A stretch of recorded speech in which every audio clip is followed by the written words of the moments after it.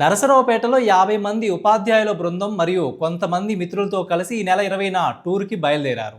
నరసరావుపేట నుండి హైదరాబాద్ చేరుకొని అక్కడి నుండి లక్నో ఫ్లైట్ ద్వారా చేరుకున్నారు. అయోధ్యకు బయలుదేరిన బస్సు నైమిషారణ్యం దాటిన తర్వాత ప్రమాదానికి గురి కావడం జరిగింది. కొందరు బస్సులో, కొందరు టెంపోలో బయలుదేరిన నేపథ్యంలో బస్సుకి జరిగిన ప్రమాదంలో నరసరావుపేటకు చెందిన టూర్ ఆర్గనైజర్ శివకుమార్ మృతి చెందాడు. ఉత్తరప్రదేశ్కి చెందిన బస్సు డ్రైవర్ కూడా మృతి చెందారని ప్రయాణికులు తెలిపారు.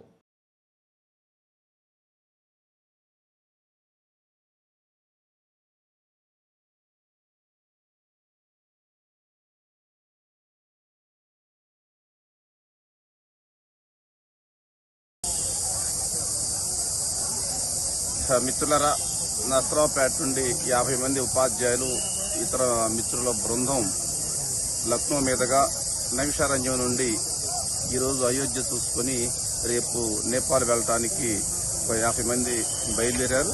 20 సాయంత్రం నరసరావుపేట నుండి హైదరాబాద్ వచ్చి హైదరాబాద్ నుండి లక్నో ఫ్లైట్లో వచ్చారు.